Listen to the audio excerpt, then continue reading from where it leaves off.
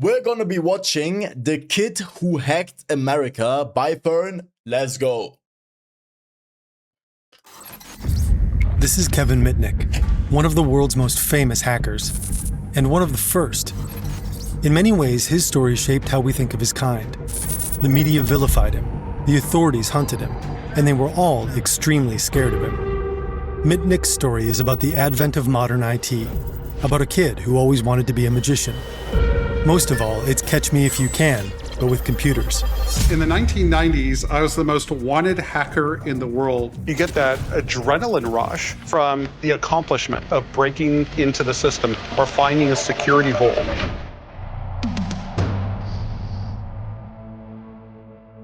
Oh, this is so big, bro. I love these videos.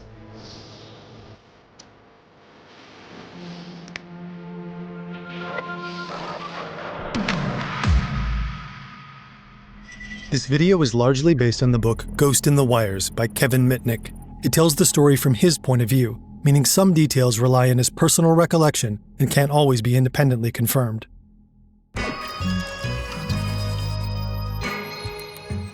Young Kevin Mitnick loves watching magic tricks, but audiences fascinate him. Magic is about control. Magicians pull your attention where they want it, make you see what they want you to see. They take advantage of what you assume is true. Chat, I've never seen a magician in real life. Like I think when I went to the circus once, I saw one, but I was never like, damn, there's like a magician performing. Does that even still exist? I swear they just, I don't know.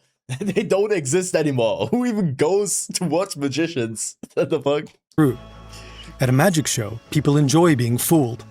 Not so much in the real world, but it's equally easy, perhaps even easier than performing a magic trick, when the audience knows there's a literal ace up that sleeve. In everyday life, people tend to be helpful, trusting. They want to do the right thing. One can use that, manipulate them, control them, make them do things they shouldn't, or spill secrets they should have kept to themselves. This is called social engineering, and soon, young Kevin gets really, really good at it. You not only have to think about technology, you have to think about the people that use the tech. Bro, if I imagine myself like the most badass hacker, I'm not imagining him. I don't know what it is, but he just looks like a regular like dad, you know what I mean? I don't imagine him when I think like most badass hacker. Technology, because it's usually easier to hack a human than it is to hack technology. It's summer break in Los Angeles in 1975. Kevin is 12 years old. Holy He spends the whole day riding the bus. Each ride is 25 cents plus another 10 cents to transfer. It adds up. So Kevin comes up with a plan. He notices drivers. I mean, that's cheap as fuck, but wasn't like a Diet Coke 5 cents back then? Or was that the Carrying 50s? booklets of blank tickets. When they sell a ticket, they punch it with a special tool. Kevin needs both. So he sits near the driver and spins a story about a school project. Something about punching interesting shapes into cardboard. The driver ends up telling Kevin exactly where he bought the hole punch. Well, that was easy. Then he follows a driver to the bus depot. Many drivers throw their booklets away after their shift. Kevin checks the trash cans and finds tons of unused tickets. Now he can spend the whole day on the bus without paying a dime. But Kevin is just getting started. In high school, he meets Steven. With one call to the phone company, Steven manages to get the unlisted number of Kevin's mom. Yes, hello? Kevin is blown away. He wants to know how this works. Soon he becomes part of a community of early phone hackers, so-called phreakers. They manipulate telephone systems to make free calls and explore how the network works. Kevin's interested in the technical side, but the social part of phreaking is what really intrigues him. He wants to understand how phone companies work, so he starts calling them pretending to be a colleague. He asks about their departments, who has access to what, how employees handle requests. What he's really after is access to unlisted numbers, the ones omitted from the phone book for privacy. One day, he manages to get on the phone with someone from the department responsible for omissions, the non-pub bureau. Kevin pretends to be a certain Jake Roberts working for the telco company. That's why Jake Roberts has to be the most fakest name of all time, bro. Who is even called Jake Roberts? Employee explains that unlisted numbers can only be shared with authorized staff, and Jake Roberts isn't one of them. Kevin's asked to provide an internal phone number where they can call him back. Obviously, he doesn't have one. But hanging up now would attract suspicion, so Kevin keeps the story going. His department manager was supposed to add him to an authorization list. He'll need to double-check. Kevin starts calling different departments, asking to be connected to a manager. This time, he's posing as Tom Hansen from the non-pub bureau. He says he's updating the list of authorized employees and asks if the manager wants to stay on it. He just needs to provide his name and phone number. Finally, he calls a company technician and asks him to forward the manager's calls to an external number. Et voila! Kevin can now get the non-pub bureau to call him back and provide Bruce Springsteen's private number, just for fun. Kevin is 17 when the head of security of the phone company GTE pays his mom a visit. If her son doesn't stop phreaking, they'll terminate the family's phone service. He doesn't, of course. Then, one day, another visit. Oh. This time, it's the FBI. They warn Kevin to stop messing with the phone company. Kevin is terrified, but at the same time, it's a thrill. As soon as the agent leaves, Kevin is back to phreaking. Hacker stories like Kevin's show that computers get... Did that actually work, bro? The 70s must have been so easy to commit fucking cyber crimes. I don't even know if you can call this cyber crimes, but imagine you just go on the phone and say, yo, I'd like to have the number of Drake. If you had Drake's number, what would you do? Would you call him or would you just not do anything? Yo, can I have Diddy's phone number, please? That's weird, bro. What the fuck? How is that even possible? Get a lot more interesting once you understand how they work. Hello, With Mr. President. boot.dev, you learn coding by actually doing it, like writing a ton of code. It's basically a programming course disguised as an RPG. You complete quests, earn XP. You complete quests, earn XP, unlock achievements, level up your skills, and battle your way through Python, Linux, and backend development. How's it going, Thomas? Oh, hey Don. Now boot.dev's lessons take gamification and bring it to the next level. And it's all packaged in this fantasy theme, so as a nerd, what more could you really ask for? You're building real skills that can open the door to a career in tech. If you get stuck, a charming wizard bear can help you. If that's not enough, there's also an active Discord community full of actual humans who can support you. Create an account for free and try the interactive lessons yourself. With a code, FERN, you get 25% off your entire first year on the annual plan. Scan this QR code or click the link in the description. Boot.dev is really fun and we can't recommend it enough. A few months later, Kevin meets up with some phreaker and hacker friends at a pizza place. They talk about Cosmos, a massive database used by Pacific Telephone and other major California carriers. It maps how the network is built and where the lines connect, making it easier to find weak spots and exploit the system. For phreakers, this is the holy grail. The building housing Cosmos is just a few miles from the pizza place, so Kevin and two of his friends go check it out. Kevin takes the lead. He tells the guard he works there and wants to show his friends around. The guard buys it. They've analyzed Pacific Telephone operations for so long. Did I not question anything? I work here. Alright, go in. Bro, what? And called the department so many times, they know which room the Cosmos employees work in. It's room 108, and they managed to find it. Inside, they come across a folder with dial-up numbers for every Southern California wire center, along with manuals explaining how the entire system runs. It's a gold mine. They take the manuals with them. But their secret only lasts a few days. One of Kevin's friends can't keep quiet. He tells an old flame about the manuals they stole, and she rats them out to the phone company. Kevin gets arrested. He'll later describe how scared he is in that moment. At the time, he's still just 17, and as he's handcuffed, an officer supposedly yells at him, "We will teach you a lesson." Kevin is charged with burglary, grand theft, and conspiracy to commit computer fraud. Luckily, he's tried as a juvenile. The judge sends him to a juvenile correction center for a 90-day psychological evaluation, followed by a year of probation. All in all, he gets off pretty easy. This is his chance to stop, dial things back. But it isn't long before he's caught in the act again. This time, Kevin and his hacker friend Lenny are caught in the computer lab at the University of Southern California. They were trying to steal the login credentials of all the students. A pattern emerges. Probation, arrest, probation. Kevin knows that something has to change.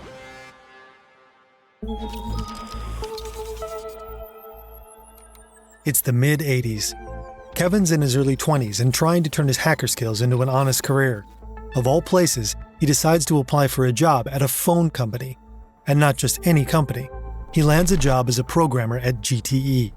At first, no one realizes who they've hired. Kevin thinks he's finally on track. A solid job, doing what he loves, a legitimate paycheck. But then he's asked to fill out a security form. After just 9 days, he's fired. They say his resume is inaccurate. His past is catching up with him. And it's easy to see But as a phone company, isn't this like exactly the guy you'd want to secure your network because that's exactly who he hacked when he was like younger. So he knows exactly how to get into it. So he perfectly knows how to fix it, right? Why wouldn't you just hire him? I'll be like, okay, you did some shit when you were 15. You're 25 now. I guess take the job, bro. It's not that deep. What? Why? It's the 80s and fear of hackers is on the rise. In 1983, the thriller War Games hits theaters. It's about a high school hacker who accidentally breaks into a military supercomputer, nearly triggering World War III. Shall we play a game? How about global thermonuclear war? A wave of hacker hysteria follows. Headlines ask, how real is the horror of war games? After watching the movie, President Reagan reportedly orders his advisors to look into whether any of it could actually become reality. At this point, computers are still a mystery to most Americans. People who can hack into them don't have a defined image. War Games changes that. It puts hackers in the spotlight, casting them as dangerous, unpredictable, and even catastrophic to society. Kevin doesn't see himself as any of those things.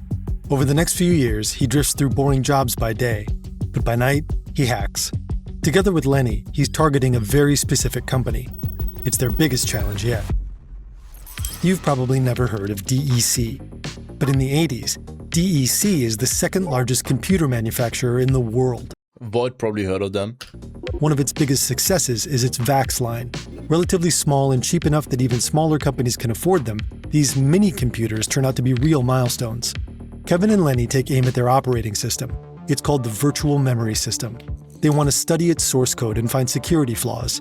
And by looking at past fixes, they might be able to figure out how to sneak in their own back door, a kind of secret entrance into other people's computers.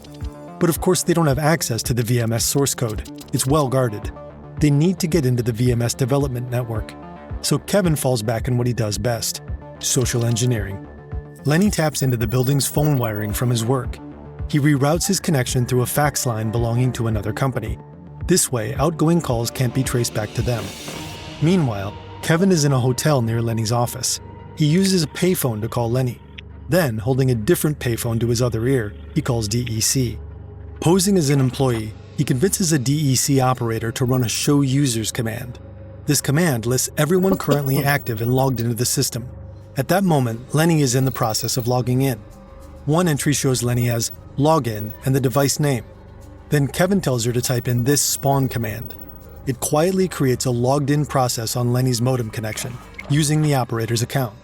Now Lenny is inside DEC. That shit worked, bro. These employees must have sucked. Oh yeah, just run this account, install malware.exe, bro. Just run that. Yeah, trust me. Bro, how easy is it get? DEC's VMS. That's why I could have been, hot take, I could have been the guy who hacked America back in the 80s. I could have done that shit, okay? Development system, a cluster of connected computers used to work on the operating system. And Lenny has the full privileges of the operator they just tricked. But there's security software monitoring everything that's going on. So they upload a tool that disables it without triggering an alarm. Instead of creating a new admin account, they hijack unused accounts and change their passwords. Now Kevin and Lenny can dig through the system freely. They comb through the computers and mounted disks. Eventually, they find one called VMS_source. Bingo. Next, they look through the emails of a VMS developer. Maybe he mentions vulnerabilities. In one file, they find an analysis of a modified version of VMS's login program, Login Out. It was developed by members of the German hacker collective Chaos Computer Club, and it's a backdoor. It changes the login system so it can secretly store passwords, hide certain users, and disable alarms when someone enters a special password. Kevin and Lenny build on the CCC's work. They improve the backdoor and keep adapting it to newer versions of VMS. Soon, they're able to install it on numerous VMS systems on DEC's global network. They essentially have access to any VMS system they want. But they're not after sensitive data. They want to copy the source code, just for laughs. Finding it isn't hard. Transferring it is. The source code is massive, so they compress and encrypt it. If anyone comes across it, it'll look like garbage. Next, they want to smuggle the code out of DEC's network. They look for systems in the network that connect to ARPANET, a military and academic network that will later become the internet. They use it to move the code piece by piece. But soon, they encounter another challenge. Storing the code in one place creates a huge risk of being detected, so they search for places where they can hide copies. One is a NASA lab. Why don't they just airdrop it to the iPhone? The fuck? Using their backdoor, they get into the Jet Propulsion Laboratory's systems. JPL eventually realizes someone is in their network. When they find the CCC's backdoor patch, they suspect the German hacker group of gaining access. You guys caught me, alright? My bad. That was me. News breaks that a German hacker group has hacked NASA. Kevin and Lenny are undeterred. They continue with their plan until finally they've transferred the entire source code. Next, they put it on magnetic tape, essentially ancient hard drives, so they can go through the code without fear of being tracked. In the end, Lenny and Kevin have roughly 30 tapes containing the full VMS source code. Shit. Kevin and Lenny could go on forever. They start challenging each other, making bets. Who's the better hacker?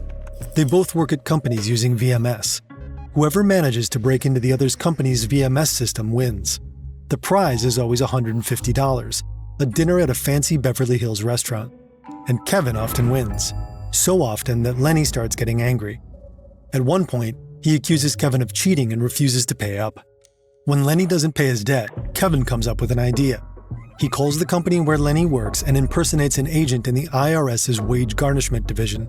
He claims to have a garnishment order and says that Lenny's payment should be withheld. When Lenny finds out about the prank, he doesn't find it funny at all. He's furious and he confesses to his boss about Kevin and the DEC hack. Alright, bro. What a snitch, bro. What the fuck? The two of them call DEC security.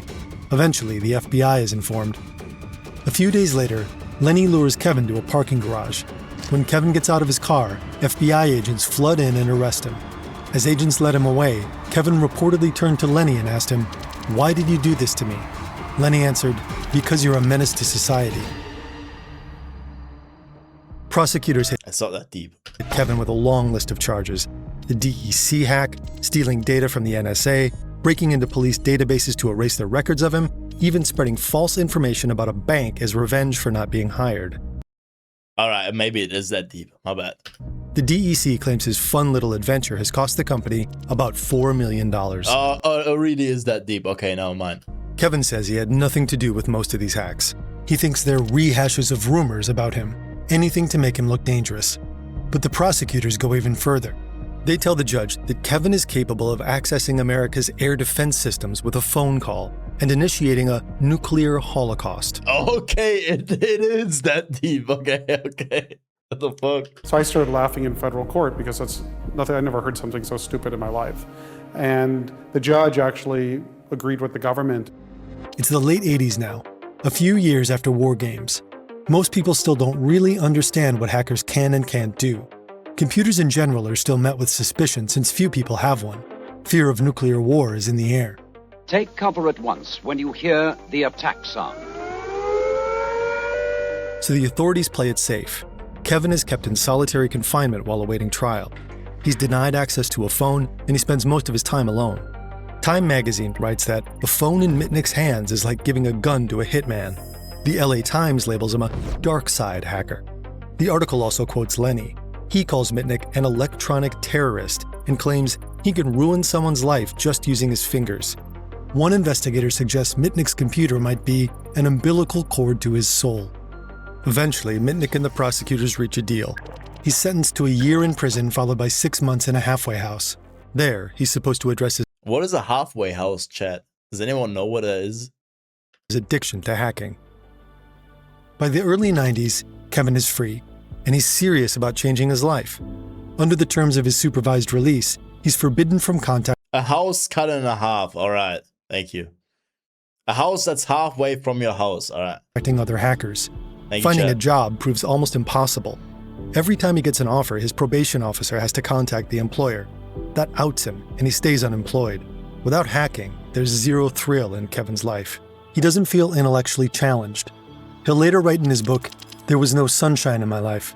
I was so passionate with hacking, it came to be like somewhat of an obsession for me.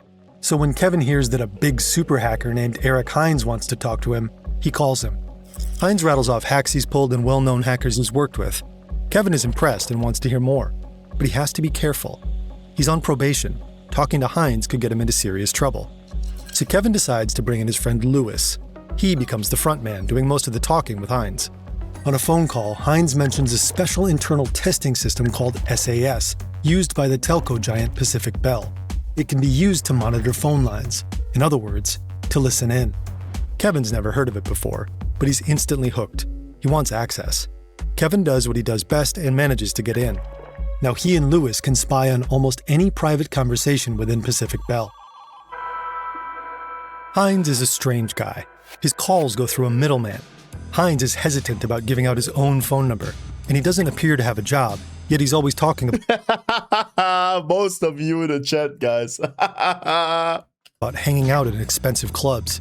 So Kevin and Lewis want to meet him in person. They set up a meeting at a burger joint. Once they arrive, they don't have to look long. You can't miss Eric Hines. He looks like a rock star. Kevin and Lewis don't trust Eric, and they make that very obvious. They place handheld scanners right on the table. They even sweep Eric's body with an RF detector, checking for hidden microphones. It picks up nothing. Yeah, bro, that's not suspicious at all. You guys are meeting up to hack some fucking software and in a motherfucking McDonald's, and you guys are just scanning some guy that looks like a rock star with fucking leather jacket down. What the fuck? That is so suspicious. At first, the conversation is cautious. Neither party wants to reveal too much. But eventually, Kevin and Lewis tell Hines that they've already made it into the SAS system. To prove it, Lewis pulls out a floppy disk and inserts it into Eric's laptop. Hines is stunned. He warns them to stay away from SAS or they'll get caught.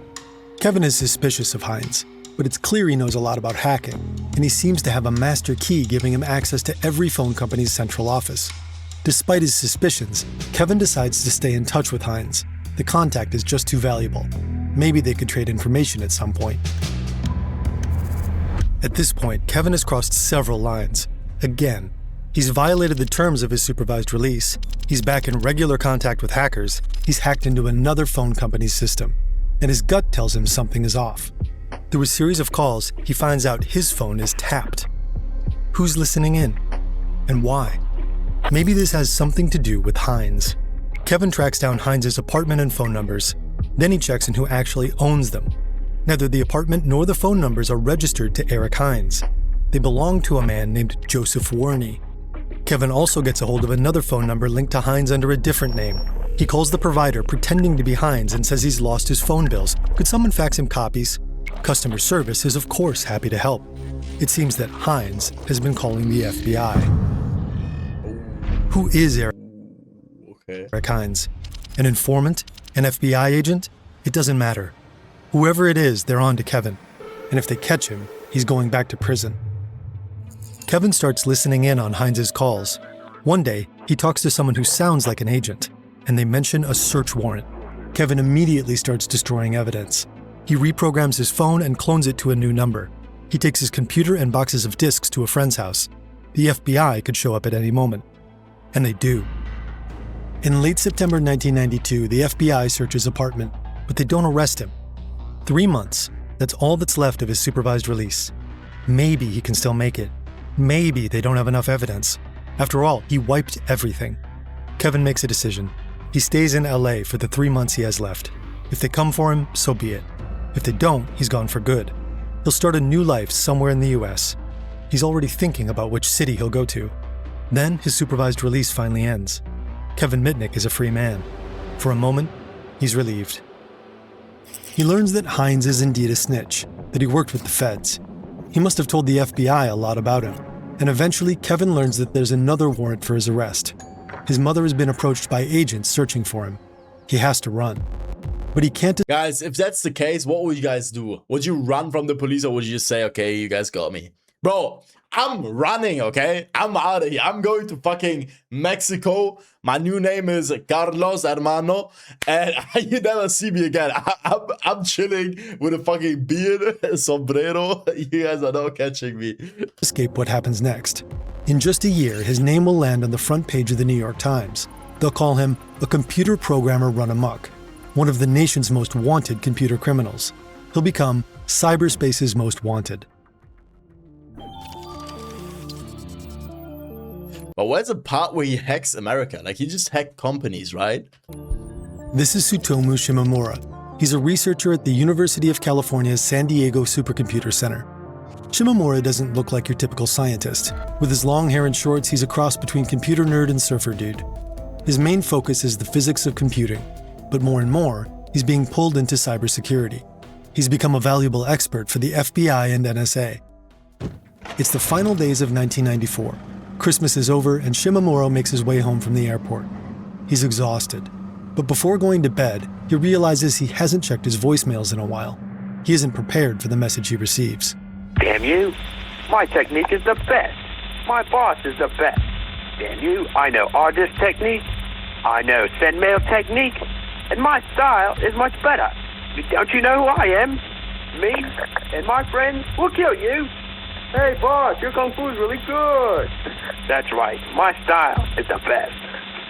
At first, Shimomura thinks this must be a prank call, but two words stick out to him: artist and send mail. They're basic system tools used to move files around and send emails. But hackers also Oh, okay, so send mail is to send emails. Alright, I got it. use both to exploit well-known vulnerabilities in Unix systems. Whoever left the message must know a lot about computer security. Maybe this has something to do with a very recent hack. Just a few days ago, someone broke into Shimomura's personal network. On his network, Shimomura kept a collection of security tools, along with sensitive information about little-known bugs and vulnerabilities. Some of these were found on widely used systems. For a hacker, this information could be extremely valuable. What the intruders probably didn't realize is that one of Shimomura's machines was automatically copying records. These files were sent to a secure place in the network. The moment the break-in started, an alert was triggered at the San Diego Supercomputer Center. Within 24 hours, university staff kicked the attackers out. After being hacked, Shimomura and a student sought out the weak spots in his network and started fixing them. A few days after the first voice message, Shimomura gets another one. Your security technique will be defeated. Your technique is no good. These guys are clearly baiting him. But why? He's been looking into records of the recent attack. Trying to reconstruct it, he realized just how much of his data was stolen. Tens of thousands of emails, personal files, and source code for programs he's written. His security systems were bypassed using a technique that until then has been mostly theoretical: IP spoofing. The attacker impersonated another computer's IP address. When data travels across the internet, it moves in small units called packets. Each carries an IP header with A freaking packet, yo. information on its source and destination. In an IP spoofing attack, the hacker modifies the source address in the header. This makes the packet look like it originated from a trusted source. Shimomura contacts the Computer Emergency Response Team, or CERT, about the attack. The group specializes in IT security. 2 weeks later, CERT issues an official warning about IP spoofing. The warning makes the front page of the New York Times. According to the article, many of the 20 million computers connected to the internet are at risk. Attackers could peek into systems and steal files. A few days later, the newspaper publishes a profile of Shimomura. He's considered one of the country's most skilled computer security experts. According to the article, he considers solving the crime a matter of honor. The press has created a cyber superhero, just as they created a cyber supervillain, and eventually, the two will go head-to-head. In February 1995, Shimomura gets another weird voice message. Tsutomo, my learned disciple, why you put my voice on the net? This is not good. Haven't I not taught you, grasshopper? You must learn from the master. This shit's gotta be racist, bro. That shit has to be racist. I know all the techniques and styles. I know tiger claw style. I know crane technique. I know crazy monkey technique. And I also know artist and send mail. And you put my voice on the net? I'm very disappointed, my son. Shimomura wants to know who this strange caller is. So Chat, but if you get a voice message like that, would you be freaked out, or would you be like, alright, bro, I respect the hustle, bro. I respect the grind, you know? You got me. GG's. he puts his own hacking skills to use and starts working closely with the FBI. I'll be like, Ferris. One day, a user on an online hacker forum receives a notification. His account's storage is full. That's strange. He's barely used it. When he checks his directory, it's packed with mysterious compressed files and batches of emails. Someone must have taken over his account. Most of the emails are addressed to the same person, Tsutomu Shimomura.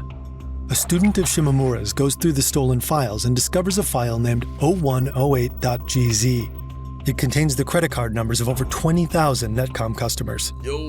At the time, Netcom was a booming internet provider in the US. Shimomura teams up with Netcom to track down the person responsible. They discovered that the hacker used a Netcom account for some of the attacks. By cross-referencing login times from the online forum with Netcom's connection logs, they find a match.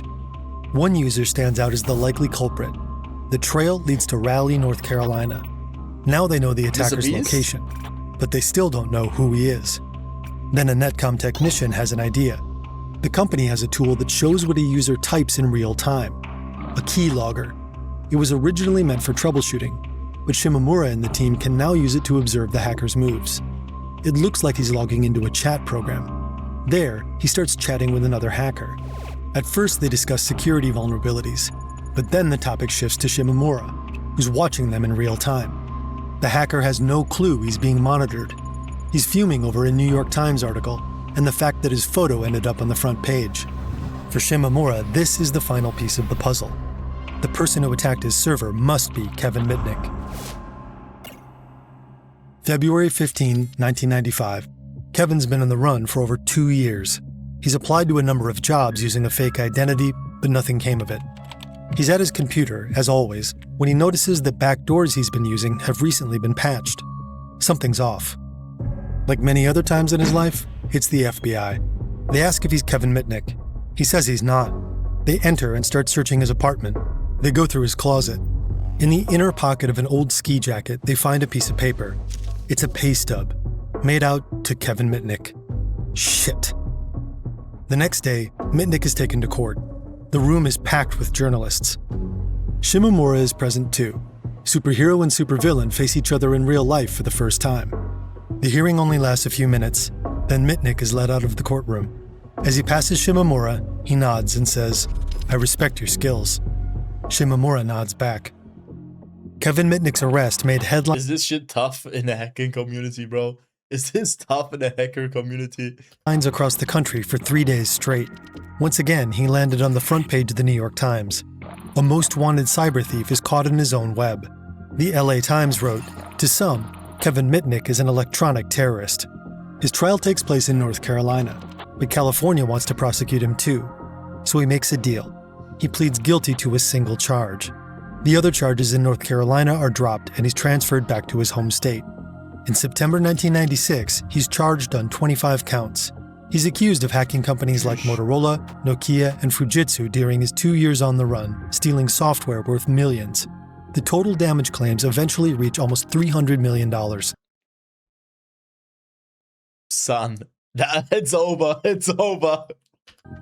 As the trial goes on, support for Mitnick grows. The hacker community rallies behind him. Some question his guilt. A Free Kevin movement emerges.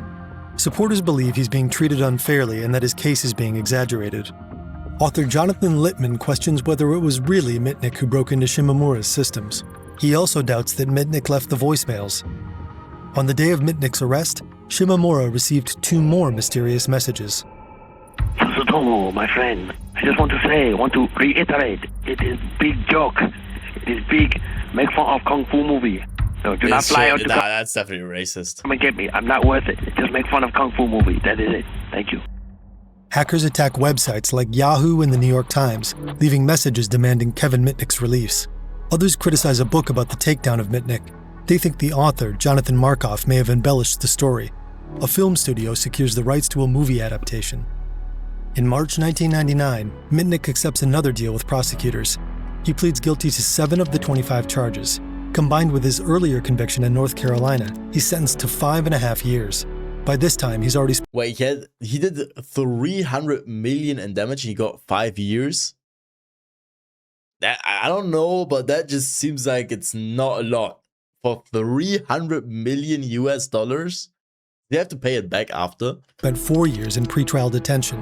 What was once claimed to be nearly $300 million in damages is reduced to $4,125 in restitution. Okay. That's a crazy jump. I can't lie. Okay. Right. The Mitnick case becomes a symbol for America's hacker paranoia. Even after he's served his sentence, the restrictions on him are severe. For 3 years, he's banned from using any computers. No cell phones, not even a TV. The only Wait, they can do that? They can ban you from using a PC? electronic device he's allowed to use is a landline. He isn't allowed to take any job that involves access to computers, and even back then, they were everywhere. Just before his release, Kevin Mitnick appeared on 60 Minutes. For the first time, he spoke directly to the American public. I saw myself as an electronic joyrider having a great time on the information superhighway. I felt like I was like James Bond behind the computer. It was a big game to me. I was just having a blast. Did it ever occur to you that perhaps what you were doing was wrong? Oh yeah, yeah. It was an invasion of privacy. Going and getting access to other people's information is obviously a gross invasion of privacy, and it is wrong. And that didn't bother you? At the time I was doing it, no. A con artist trying to make big money is easy to label. You can put him in a box. But for people like Mitnick, there was no box. Maybe that's what fueled the myth of him as the dark side hacker. But did he make like a lot of money from that, or did it purely like because he wanted to hack people? And cyber thief. Because they're not talking about like a lot of money. I don't think he got like crazy paid because he kept applying to jobs. If you have a lot of money, you wouldn't apply to jobs, right? I think he just wanted to hack. It's crazy. On January 21, 2000, Kevin Mitnick walks out of prison. Technically, he isn't allowed to use computers for 3 years after his release. But his probation officer starts making exceptions. Mitnick... wait. He's not allowed to use PCs and he's put on a dual monitor setup with an iPhone? Bro, that's more than you guys have. What you mean an exception? And these are probably better Ray-Bans as well. That's crazy. Mitnick reinvents himself as a cybersecurity expert. Companies pay him to find their security flaws. He appears publicly as a specialist and writes several books. In his biography, he recalls that a single word changed hacking forever: authorization. It magically transformed him from the most wanted hacker into one of the most sought-after security experts around. On July 16, 2023, Mitnick died of pancreatic cancer at the age of 59. Obituaries honor him as a pioneer and legendary hacker. Thanks again to boot.dev for sponsoring this. Well, very cool video. Shout out to Fern. Thank you for watching. I'll see you next time.